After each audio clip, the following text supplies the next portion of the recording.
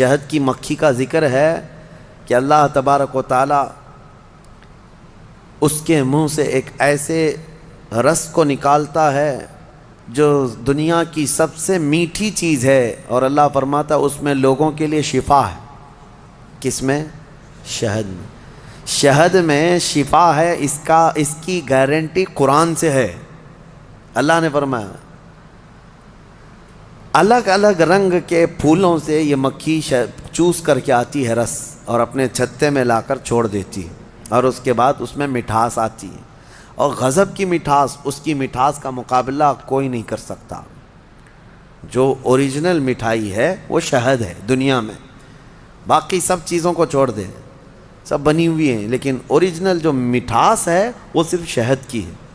اس کا ذکر کیوں ہے؟ دو جانوروں کا اللہ نے ذکر فرمایا، ایک گائے کا، یعنی دودھ دینے والی جو بھی ہے، اللہ فرماتا ہے کہ ہم دودھ کہاں سے نکالتے ہیں، دودھ کہاں سے آتا ہے؟ قرآن فرماتا ہے من بین فرث و دم، گوبر اور خون کے بیچ سے۔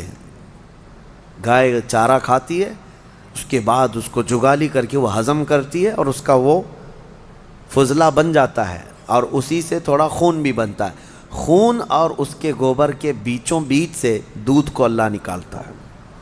اللہ فرماتا ہے من بین فرث و دم لبنا خالصا، خالص دودھ نکلتا ہے، نہ اس میں گوبر کا اثر آتا ہے، نہ خون کا اثر آتا ہے، اور نہ ہی کسی گائے کو چیر کر کے دیکھ لو کہ کوئی فلٹر اندر رکھا ہوا ہے۔ کون سی مشین لگی ہوئی ہے؟ کون سی مشین لگی ہوئی ہے کہ اس دودھ کو صاف کر کے، یعنی اس میں خون کے ذرات ہیں تو الگ کر دے، گوبر کے ذرات ہیں تو الگ کر دے؟ میاں رنگ بھی نہیں آتا اور نہ ہی مزہ آتا ہے۔ دودھ کے اندر کبھی خون کا مزہ آیا؟ دودھ کے اندر کبھی گوبر کا مزہ آیا؟ نہ مزے کو اللہ ملنے دیتا ہے، نہ اس کے اثر کو، نہ اس کے رنگ کو ملنے دیتا ہے۔ اور قرآن میں اللہ فرماتا ہے کہ ان دونوں کے بیچ سے خالص دودھ کو نکالتا ہے اللہ تعالیٰ، اور یہ پینے والوں کے لیے پیٹ بھرنے والی غذا ہے۔ ایک اس کا ذکر ہے اس جانور کا، اور دوسرا مکھی کا، کہ مکھی جو ہے یہ عبرت کی چیز ہے، شہد کی مکھی۔ اللہ کرے کہ آپ کو کبھی ڈنک نہ مارے، کبھی ڈنک نہ مارے۔ اگر یہ مارتی ہے تو زہر چڑھتا ہے، جسم پھول جائے گا، چہرے پہ اگر کاٹ لے۔ کئی لوگوں کا اس میں انتقال بھی ہوا، موت بھی ہوتی ہے۔ اگر کئی مکھیاں مل کر کے کاٹ دیں آدمی کو شہد کی، آدمی مر سکتا ہے، زہر ہے۔ سمجھ میں نہیں آتا، وہ زہریلی مکھی ہے، اور پھولوں کا جو رس چوستی ہے اس میں سے آپ بھی چوس کے لا کے اپنے گھر میں تھوک کے دیکھو۔ گلاب کو چوس لو، موگرے کو چوس لو، چمیلی کو چوس لو، اور اپنے گھر کے ایک کٹوری میں تھوک کے دیکھو، بدبو ہی آئے گی۔ اور پھولوں کا رس تو کڑوا ہی ہوتا ہے، لیکن وہ مکھی زہریلی خود بھی ہے اور چوستی کڑوے پھولوں کا رس ہے، اور لا کر کے چھتے میں جب ڈالتی ہے تو نہایت ہی شیریں، نہایت ہی میٹھی چیز۔ اب اللہ تبارک و تعالیٰ فرماتا ہے کون ہے جو اس میں مٹھاس پیدا کرتا ہے؟ کون ہے؟ اس کو مٹھاس پیدا کرنے والا کون ہے؟ وہ خالق کائنات ہے، جو پھولوں کو رنگ دیتا ہے اور شہد کی مکھی کے منہ میں مٹھاس دیتا ہے۔ اب اسی کو کہا گیا ہے یہ عبرت کی چیز ہے۔ ویسے آپ کو میں یہ بات بھی بتا دوں، وہ ڈنک مارے تو زہریلی، لیکن تھوک دے اپنے چھتے میں تو وہ شفا والی غذا ہے۔ ایک ہی منہ سے دو چیزیں کیسے؟ اتنا زہر بھی ہے کہ کاٹے تو مر جائے، اور اتنا ہے کہ اپنے گھر میں چھوڑے تو بیماروں کو شفا بھی ہو جائے۔ ایک ہی مکھی کے اندر یہ دو چیزیں۔ اعلیٰ حضرت فاضل بریلوی رضی اللہ تعالیٰ عنہ کی یاد آتی ہے، آپ نے فرمایا گستاخان رسول کو، وہ فرماتے ہیں اعلیٰ حضرت ظالموں میں شہد کی مکھی کی طرح ہوں۔ اعلیٰ حضرت اپنے آپ کو کہتے ہیں میں شہد کی مکھی کی طرح ہوں، جس کی مٹھاس کا بھی جواب نہیں، جس کے ڈنک کا بھی جواب نہیں۔ وہ اپنوں کے لیے میٹھا رس دیتا ہے اور ظالموں کے لیے وہ ڈنک بھی مارتا ہے۔ اعلیٰ حضرت نے اپنے لیے مثال میں فرمایا شہد کی مکھی کی طرح۔ لیکن میں آپ کو ایک روایت یہ بھی بتاؤں، اس شہد کی مکھی کے اندر جو مٹھاس آتی ہے، اتنی مٹھاس کیسے فرمایا کہ یہ جب پھولوں کا رس چوستی ہے تو پھولوں کا رس چوس کر اپنے گھر جانے تک یہ حضور پاک پر درود پڑتی ہے، اور اس درود کی برکت ہے حضور پاک صلی اللہ تعالیٰ علیہ وسلم کے کہ اس کے منہ میں مٹھاس پیدا ہوتی ہے۔ اللہ تعالیٰ ہمارے منہ میں مٹھاس پیدا فرمائے، زبان میں آپ کے اثر پیدا فرمائے۔ یہ دونوں چیزیں اللہ تعالیٰ نے عبرت کے طور پر فرمایا ہے۔ دو جانوروں کا ذکر ہے اور دونوں عبرت کے لیے ہے۔ اب ان لوگوں کو آج کے زمانے میں پتہ چل رہا ہوگا نا کہ دودھ کہاں سے نکلتا ہے، آج سرچ کر کے بتا رہے ہوں گے نا کہ دودھ کہاں سے نکلتا ہے۔ ڈائری والوں کو پوچھو یا اس کے جو ریسرچ اسکالرس ہیں ان سے پوچھیں، لیکن قرآن 1400 سال پہلے بغیر کسی سونوگرافی کے، بغیر کسی چیر پھاڑ کے جب بتا رہا ہے تو آج بھی ان لوگوں کو عقل میں نہیں آتی بات کہ آخر یہ باتیں قرآن میں آئی کیسے۔ اس وقت نہ سائنس کا وجود، نہ کسی مشین کا وجود، تو محمد عربی صلی اللہ تعالیٰ علیہ وسلم کی زبان سے جو کلمات نکلے وہ ان کے اپنے نہیں ہیں، یہ خلاق کائنات کے کلمات ہیں۔ جس نے پوری کائنات کو پیدا کیا اسی نے یہ تمام چیزیں بیان کیا۔ آج ہی کے پارے میں ہم نے دو بہت اہم آیتیں تلاوت کی ہیں، وہ ہمارے لیے بہت ہی ہمت والی آیتیں ہیں۔ اللہ فرماتا انا نحن نزلنا الذکر وانا لہ لحافظون، بے شک ہم نے ہی قرآن کو اتارا ہے اور ہم ہی اس کی حفاظت کرنے والے ہیں۔ اللہ کا وعدہ ہے، یہ 26 لے کر کے جو بیٹھے ہوئے ہیں یہ پاکھنڈی مر جائیں گے، قرآن کا کچھ نہیں کر سکیں گے، کچھ نہیں کر سکیں گے۔ قرآن برسوں سے اسی طرح محفوظ ہے۔ اچھا ایک بات میں آپ کو بتا دوں، ایک جاہل بدتمیز قسم کا ایتھیسٹ اٹھا سوال کرتا ہے، کافی پہلے کی بات ہے، کہا کہ کہتے قرآن کو اللہ ہی حفاظت کرتا ہے، اللہ ہی حفاظت کرتا ہے۔ لے جا کر کے اس نے ہاتھ سے جلا دیا، کہا میں جلایا، قرآن تو بچا نہیں۔ یہ ایسی ہی پاگل ہے جیسے نمرود نے کیا تھا۔ حضرت ابراہیم علیہ السلام نے کیا کہا تھا نمرود سے؟ میں اس خدا کی عبادت کرتا ہوں جو موت بھی دیتا ہے، حیات بھی دیتا ہے۔ تو اس نے کیا کیا؟ جیل سے 2 قیدیوں کو نکالا اور ایک کو مار ڈالا اور ایک کو آزاد کیا، کہا میں بھی زندگی اور موت دیتا ہوں۔ یہ ایسی پاگل ایتھیسٹ ہے۔ اس نے قرآن کو جلا کر کے یا ختم کر کے کہا کہ یہ کہاں بچ سکا۔ نادانو، قرآن کا مطلب یہ اوراق نہیں ہے، یہ فنا ہے، یہ چیزیں ورق جو ہے یہ دنیا کی بنی ہوئی ہے۔ ہم اس ریولیشن کو مانتے ہیں جو قرآن نازل ہوا ہے، جو نفس مضمون ہے، وہ کبھی فنا نہیں ہوگا، وہ کبھی ختم نہیں ہوگا۔ وہ علم الہی ہے، وہ اللہ کی صفت ہے، وہ اللہ کی صفت ہے۔ قرآن میرے سینے میں ہے، ان کے سینے میں ہے، یا ورق پر ہے، یہ سب چیزیں جا سکتی ہیں، یہ چیزیں جا سکتی ہیں، لیکن وہ ریولیشن، وہ نزول قرآن کا وہ کبھی ختم نہیں ہوگا۔ اس کے متعلق ہم کہتے ہیں تم 100 نہیں، 1000 نہیں، لاکھ جلا لو اوراق کو جلانے کا مطلب یہ سمجھتے ہیں کہ قرآن جلا دیا، قرآن ختم ہو گیا۔ نہیں، قرآن کی حفاظت اللہ خود فرما رہا ہے۔ اللہ فرما رہا ہے، یہ اپنے گھر دیکھ لیں، گھر نہیں بچا پا رہے ہیں، ان کا اپنا کوئی محفوظ نہیں رہ گیا ہے۔ اور یہ آج کی بات نہیں ہے میرے عزیزو، برسوں سے۔ ایک سوال یہ بھی آتا ہے کہ قرآن وہی آتھینٹک ہے یا نہیں۔ اس سے قبل بھی میں پہلی ہی تفسیر میں اس کو بتا دیا تھا، جب شروع کیے تھے ہم لوگ۔ یہ سوالات یہ ملحدین کی طرف سے آتے ہیں، بددین ایتھیسٹ جو ہیں، ناستک لوگ، وہ کہتے ہیں کہ کیسے پتہ۔ ہم نے یہی کہا کہ اگر اس کے خلاف تمہارے پاس کوئی ثبوت ہے کہ کوئی دوسرا بھی قرآن تھا تو لا کے دکھا دو۔ 1400 سال سے کہاں سوئے ہوئے تھے سارے لوگ؟ ایک ہی قرآن کیوں ہے پوری دنیا میں جو الحمدللہ سے شروع ہوتا ہے والناس پہ ختم ہوتا ہے؟ وہ کہیں کا بھی ہو، امریکہ کا ہو، انڈیا کا ہو، افریقہ کا ہو، پاکستان کا ہو، عرب کا ہو، کہیں پر بھی جاؤ قرآن آپ کو یہی ملنے والا ہے۔ حتیٰ کہ ہمارے درمیان سینکڑوں فرقے ہو گئے ہوں گے، ہر فرقے میں قرآن یہی ہے، یہی قرآن ہے۔ شیعوں کے ہاں بھی، دیوبندیوں کے ہاں بھی، اہل حدیث کے ہاں بھی، چاہے جتنے بھی مکاتب فکر دنیا میں ہیں، فرقے ہیں، سب کے پاس قرآن یہی ہے، یہی قرآن ہے۔ تو کوئی الگ قرآن کیوں نہیں ملتا؟ یہ ان کے لیے سب سے بڑا سوال ہے کہ اتنے تواتر تک یعنی لاکھوں لوگوں کا ایک چیز پر جمع ہونا دنیا میں محال ہے، کوئی ایک تو اگینسٹ ہوگا۔ اب مسئلہ یہی ہے نا کہ قرآن کے خلاف یہ اس لیے زہر اگلتے رہتے ہیں کہ کبڑا یہ چاہتا ہے کہ پوری دنیا کبڑی ہو جائے، وہ یہ نہیں چاہتا کہ میری پیٹھ صحیح ہو جائے، وہ یہ چاہتا ہے کہ دنیا میں سب ویسے ہی دکھتے رہیں جیسے میں کبڑا ہوں۔ ہاں، خود کے گھروں کی کتابوں کا حال تو یہ ہے کہ بیچارے یہاں ایک الگ پبلش ہوتی ہے، وہاں ایک الگ پبلش ہوتی ہے، سب کے روایتیں بدلی ہوئی ہیں، اس کا مضمون الگ ہے، اس کا مضمون الگ ہے، بائبل پتہ نہیں مارکیٹ میں کتنی ملتی ہے، الگ الگ ہے، ویدوں میں تبدیلیاں ہیں، پران میں تبدیلیاں ہیں، شرح لکھنے والوں میں الگ الگ باتیں ہیں۔ تو ظاہر سی بات ہے دنیا میں دوسری کتابوں کو انہوں نے دیکھا تو سوچتے ہیں قرآن بھی ایسا ہی ہے۔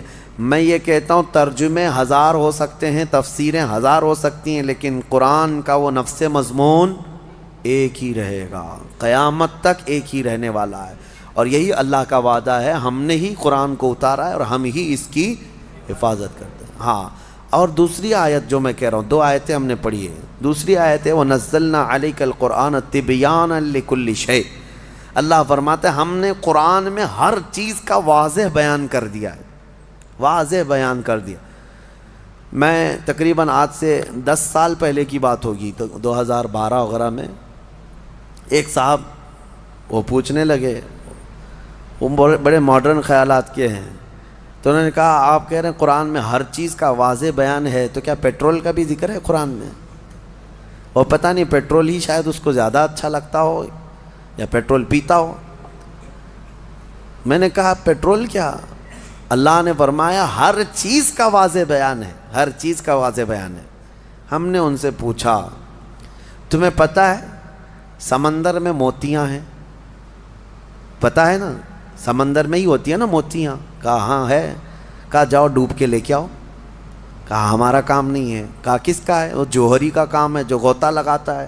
کہا یہی قرآن میں ہر چیز کا بیان ہے، اس میں غوطہ لگانے کا کام اماموں کا ہے جو مجتہدین ہیں، ائمہ مجتہدین ہیں، علماء صالحین ہیں، جس کا جیسا علم ہوگا وہ غوطہ لگاتا ہے اور قرآن سے نکالتا ہے۔ ارے سیدنا عبداللہ ابن عباس سید المفسرین صحابی ہیں، حضور سے سب سے زیادہ قرآن کی تفسیر سیکھنے والے، وہ کہتے ہیں قرآن کے علم کے بارے میں اگر میرے اونٹ کے گلے کی رسی بھی گم ہو جائے تو میں قرآن سے ڈھونڈ لوں گا، ہاں قرآن سے ڈھونڈ لوں گا۔ تو یہ ہر چیز کا واضح بیان ہے، لیکن یہ اپنے اپنے ظرف کی بات ہے، اپنے اپنے علم کی بات ہے۔ ہمیں پتہ ہے سمندر میں بہت سارے خزانے ہیں، لیکن ہر ایک کا کام نہیں ہے کہ سمندر میں جا کے موتیاں لے آئے۔ ہاں کچھ لوگ کوشش کر بھی لیں گے تو سیپیاں لا سکتے ہیں، سیپ لے لیں گے، موتیاں لانا اور وہ سب جانکار لوگوں کا، ماہرین کا کام ہوتا ہے۔ اسی طرح میرے عزیزو قرآن عظیم میں ہر چیز کا واضح بیان ہے۔ اس کا مطلب اب یہ بھی نہیں ایک فرقہ نکلا ہے اہل قرآن، ابھی ایک فرقہ ہے، انٹرنیٹ پر کتنے فرقے آئیں گے پتہ نہیں، ابھی 72 تو بہت پہلے ہی ہو گئے جو جہنم میں جانے والے تھے، ابھی آ ہی رہے ہیں، ان کی شاخیں پہ شاخیں ہو رہی ہیں۔ اہل قرآن اور اللہ کی پناہ یہ اکثر جو ہے نا پاکستان سے نکلتے ہیں۔ ایک اسی طرح کا فرقہ جس میں وہ یہ کہتے ہیں کسی بھی حدیث کی ضرورت نہیں، کسی بھی چیز کی ضرورت نہیں، ہمارے لیے قرآن کافی ہے۔ قرآن میں اللہ نے فرمایا نا ہر چیز کا واضح بیان کیا، تو اس آیت کی وجہ سے اب کسی دوسری چیز کی ضرورت نہیں، بس قرآن ہی کافی ہے، قرآن ہی کافی۔ وہ دنیا کو ایسا گمراہ کرتا ہے آدمی، ہاں بات کرنے نہیں دیتا علماء کو، لیکن وہ لوگوں پر اپنے لچھے دار باتوں سے حاوی ہونے کی کوشش کرتا ہے۔ ہر چیز کا بیان قرآن میں، ہر چیز کا بیان قرآن میں۔ کافی سال پہلے ہمارے استاد گرامی حضور محدث کبیر رحمۃ اللہ ادام اللہ اقبالہ، آپ نے فرمایا تھا کہ آپ کا ایک اہل قرآن سے کسی سے مباحثہ ہو رہا تھا، ہر چیز کا بیان قرآن میں، ہمارے لیے قرآن کافی ہے۔ تو حضرت نے اس سے کہا کہ تو ٹھیک ہے، کتا کھانا کہاں ہے، کیا ہے بتائیے، حلال ہے کہ حرام ہے؟ قرآن میں اس کا ذکر ہونا چاہیے، صاف صاف ذکر ہو، کتا کھانا کیا ہے۔ اگر حلال ہے تو پہلے تم کباب بنا کے کھاؤ، اور حرام ہے تو پھر قرآن سے دکھاؤ۔ نہیں تھا۔ کیا قرآن میں ہر جانور کا پرٹیکولر نام ہے؟ نہیں ہے، فارمولے بتائے گئے ہیں. اور قرآن کو سمجھنے کے لیے رسول پاک کی حدیث ضروری ہے، کیونکہ وہی نور ہے جو اس پر روشنی ڈالتا ہے. نبی پاک صلی اللہ علیہ وسلم کی حدیثوں کے بغیر قرآن کو سمجھنے کی کوشش کرو گے، پھر اٹکل پچھو مارتے رہ جاؤ گے. اس کا مطلب یہ ہو سکتا ہے، اس کا مطلب یہ ہو سکتا ہے. نبی پاک صلی اللہ تعالیٰ علیہ وسلم کی احادیث سے جس نے قرآن کو سمجھا وہ ہدایت پر ہے، وہ ہدایت پر ہے. ورنہ یہی انٹرنیٹ کے کیڑے جو ابھی نکلے ہوئے ہیں اپنا فرقہ بنائے، اور انہوں نے کیا کیا انکار کر دیا. معجزہ نہیں ہوتا، یہ تورات زبور انجیل کوئی کتاب ہی نہیں تھی. ہاں، اور سب سے افضل قوم جو تھی وہ بنی اسرائیل تھی، امت محمدیہ نہیں ہے. آیتوں کے ذریعے سے بہت کچھ توڑ مروڑ کر کے مانے. کہاں سے سمجھ رہا ہے؟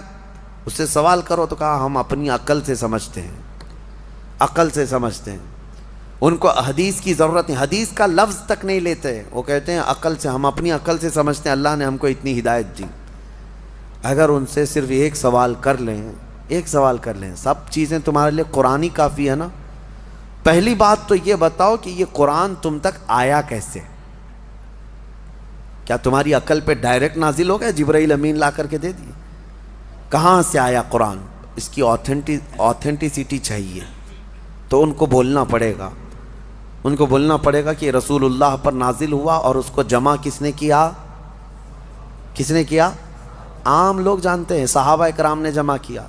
اب صحابہ اکرام سے تابعین میں آیا، تابعین سے پھر اولیاء امت میں آیا. یہ ایسے ہی چلتا چلتا قرآن ہمارے تک آیا نا. اب یہ صاحب یہ بیچ کے سارے سند ہٹانا چاہتے ہیں، نہیں، ہم کو ڈائریکٹ چاہیے. اگر تم یہ صحابہ کرام اور یہ تابعین کے سلسلے کو ختم کرو گے تو قرآن کی سند بھی نہیں رہ جائے گی، قرآن کی سند بھی نہیں رہ جائے گی. قرآن کو اگر تم حقانیت والا کتاب مانتے ہو تو یہ ماننا پڑے گا اس کو ہم تک پہنچانے والی جو ذاتیں ہیں وہ نبی پاک صلی اللہ علیہ وسلم کے سچے غلام ہیں، اور انہوں نے ہی حضور کی حدیثیں بھی بیان کی اور قرآن کی تشریح بھی انہوں نے ہی ہمیں سمجھایا. اسی لیے قرآن کو اپنی عقل سے نہیں بلکہ صحابہ اور تابعین کی سمجھ سے ہمیں سمجھنا ہے. جیسے رسول اللہ نے انہیں سمجھایا ہے ویسے ہم قرآن سمجھنا چاہتے ہیں. تو عقل نہیں، گوگل نہیں، بلکہ فہم صحابہ جس کو کہتے ہیں، صحابہ اکرام. ابھی لوگوں کو بڑا آسان ہے، آیت سمجھنا ہے گوگل کر دو، اور گوگل لا کر کے دیا. اور گوگل کتنی جگہ گلیوں میں پھنساتا ہے پتہ ہے، بڑی بڑی گاڑیاں لے جا کر کے نکڑ پہ لگا دیتا ہے. گوگل میپ والی آنٹی جو بولتی ہے اس کے پیچھے پیچھے چل کر کے کتنی مرتبہ تو ہم بھی دھوکے کھائیں. ہاں، ہم کو جو ہے دلی سے نکل کر کے گاڑی میں 6 لوگ تھے، میپ لگا کر کے چل رہے ہیں. میں کہا کہ مجھے پتہ ہے راستہ، ڈرائیور صاحب رامپور کے تھے، کہے کہ نہیں میپ سے چلیں گے. رات کے 2 بج چکے ہیں، میپ سے چلتے چلتے کچے راستے پر لے کے گئے. میں کہا بریلی کا راستہ اتنا کچا تو نہیں ہے، دلی ایئرپورٹ سے بریلی جانا ہے. کچے راستے پر لے جا کر ایک جگہ ڈیڈ اینڈ آ گیا، کچھ بھی نہیں. اور بیریکیٹنگ ڈال کر کے پولیس لوگ کھڑے ہیں، ٹارچ ہمارے اوپر مارنے لگے. کہا ادھر کیوں آئے؟ ہم نے کہا کہ ہم بریلی جا رہے ہیں. انہوں نے کہا یہ تو سب جیل ہے، یہاں کیسے آ گئے؟ رات کے 3 بجے. تو یہ ہے گوگل وہاں تک پہنچاتا ہے. بہت سارے لوگ صرف جو ہے نا آیتوں کو گوگل کر کے وہیں تک جیل تک جانا چاہتے ہیں. صرف اس پر ڈیپینڈ مت رہو. ہاں، میں یہ نہیں اس کا انکار نہیں کرتا کہ اس میں کچھ نہیں ہے لیکن یہ آتھینٹک ہے یا نہیں اس کو سمجھنے کے لیے پھر تمہیں علماء حق کی ضرورت ہوگی. آج جو فارورڈ ہو رہے ہیں نا سارے میسیجز، حدیث حدیث حدیث کہہ کر وظیفے وظیفے وظیفے، اس کے لیے بھی کیا تمہارے پاس اتنی عقل ہے کہ حقیقت میں یہ بخاری کی حدیث ہے یا نہیں؟ کیسے پتا تمہیں؟ یہ مسلم شریف کا اس میں ریفرنس دے دیا، کیسے پتا تمہیں؟ ایک بات یاد رکھو، قیامت تک جتنی بھی ٹیکنالوجی آ جائے لیکن علماء صالحین جو اصول جانتے ہیں ان کے محتاج ہی رہیں گے. امام غزالی رحمۃ اللہ علیہ فرماتے ہیں اگر علماء اس زمین پر نہ ہوں تو انسان سب جانور ہیں، وہ صرف جانوروں کی طرح گھومتے رہ جائیں گے. آپ کو حق اور باطل میں فرق کرنے کا طریقہ انٹرنیٹ سے نہیں معلوم پڑے گا، پھر تمہیں کسی کے ہاں جا کر کے سمجھنا ہی ہوگا. بہرحال اللہ تبارک و تعالی ہمیں قرآن سے ہدایت عطا فرمائے اور بد دین اور گمراہوں کی صحبت سے اللہ ہماری حفاظت فرمائے. جو اہل قرآن جو نیچری فرقہ ہے اللہ تعالیٰ اس سے آپ کی حفاظت فرمائے. جنہوں نے فرشتوں کا انکار کر دیا، شیطان کا انکار کر دیا، اور جنت کا، دوزخ کا، حساب کا، کتاب کا، سب چیزوں کا انکار کر دیا۔ وہ کہتے ہیں جو چیز نہیں دکھتی وہ ہوتی نہیں ہے، جو چیز دکھتی نہیں ہے وہ ہوتی نہیں، وہ جتنی دکھتی ہے اتنی ہی وہ مانتے ہیں، جتنی وہ دکھتی ہے ان کو اتنی ہی مانتے ہیں۔ 9 مہینے تک اپنی بیوی کے پیٹ میں بچہ بھی نہیں مانتے، جب تک آیا نہیں دنیا میں تب تک بچہ ہے نہیں۔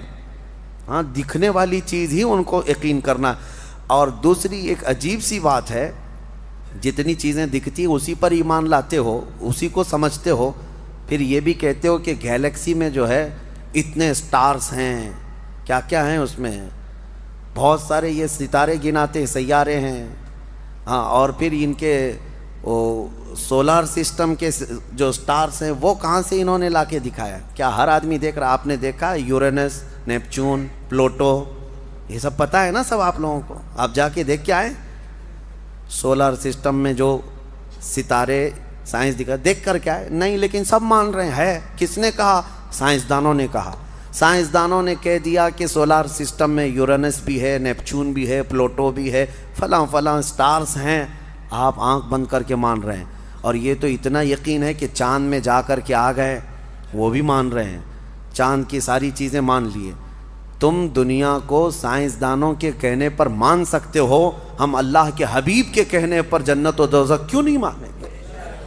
یقیناً اس رسول نے ہمیں خبر دیا ہے، اس پر ہم ایمان لاتے ہیں، اور اللہ تعالی ہم سب کو غیب پر ایمان لانے والی جماعت میں ہی قبول فرمائے۔ وآخر دعوانا ان الحمد للہ رب العالمین۔ یہ اصحاب الحجر کون تھے؟ پتھر والے لوگ۔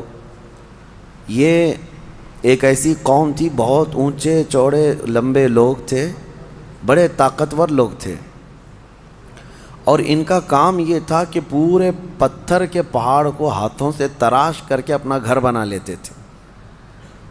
یہ معمولی بات نہیں ہے، یعنی پتھر کو ڈیزائن کرنا، تراشنا، اور اس کے اندر جو ہے دروازے بنانا، کمرے بنانا، سب پہاڑ کے اندر ہی ہوتا تھا۔ باقی کوئی چیز اینٹ سیمنٹ سے جس طرح دیواریں بنائی جاتی ہیں نہیں ہیں، یہ وہ آج بھی ان کے بنائے ہوئے گھر میں موجود ہیں۔ مدائن صالح اس کو کہا جاتا ہے، سعودی عرب میں یہ شہر موجود ہے، الاولا نام سے۔ اب ان لوگوں نے اس کو پکنک پوائنٹ بنا دیا ہے۔ پہلے وہاں کوئی جاتا نہیں تھا، لیکن اب ہر چیز میں پیسہ چاہیے تو اس کو بھی ٹورسٹ پلیس کے طور پر کھول دیا گیا ہے۔ تو یہ حضرت صالح علیہ السلام کی قوم ہے۔ حضرت صالح علیہ السلام کو اس قوم کی ہدایت کے لیے بھیجا گیا تھا۔ تو حضرت صالح علیہ السلام آئے۔ اس قوم کو قوم سمود بھی کہا گیا ہے۔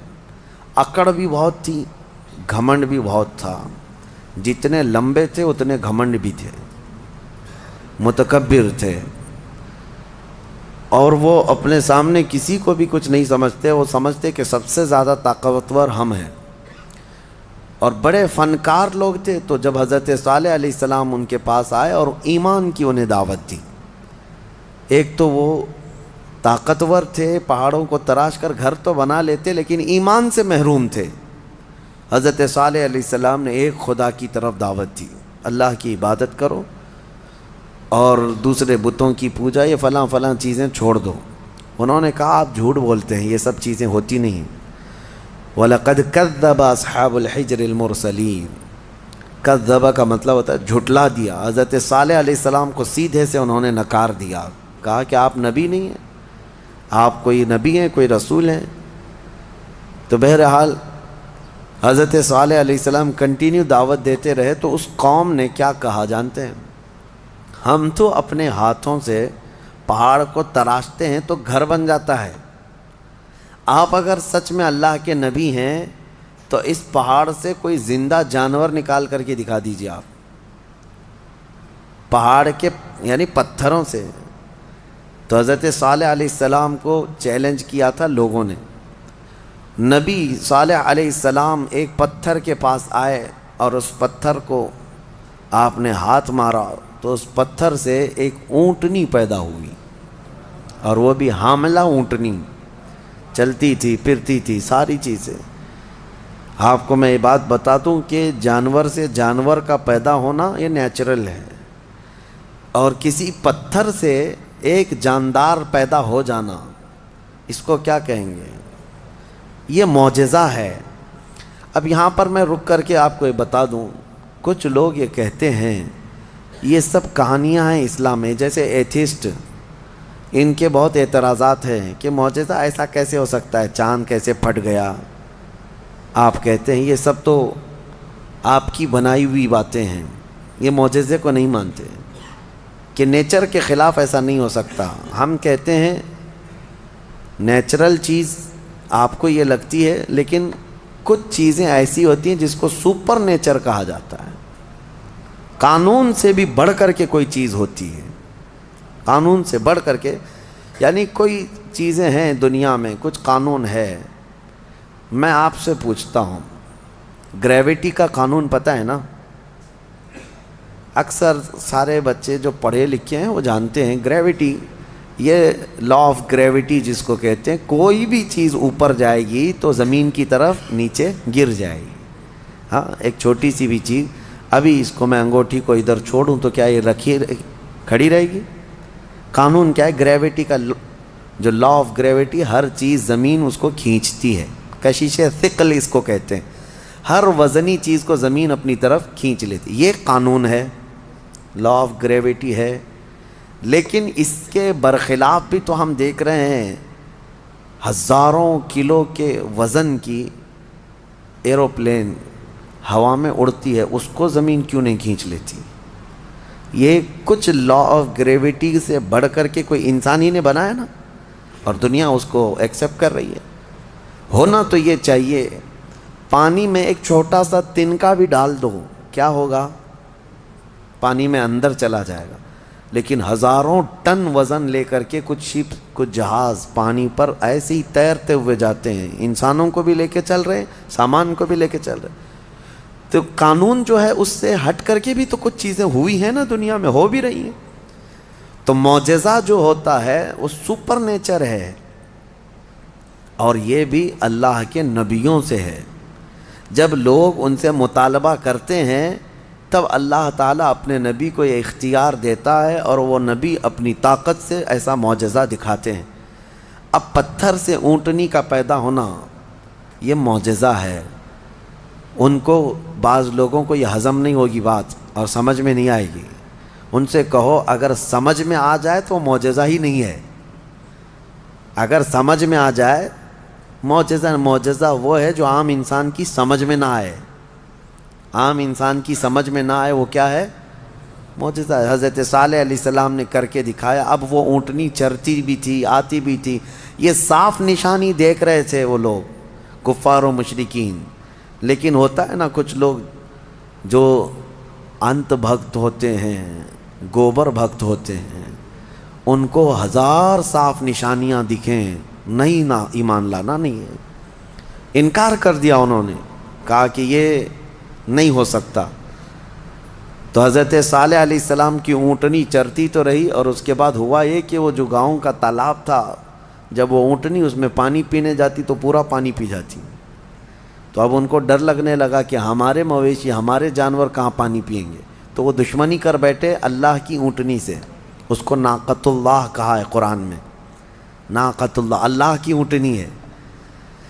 تو اب پھر اس کی دشمنی کرنے لگے. حضرت صالح علیہ السلام نے ڈرایا، یہ اللہ کی نشانی ہے، اس کے ساتھ چھیڑ چھاڑ کرو گے تو اللہ کا عذاب آئے گا، اس اونٹنی کو کچھ نہ کرنا.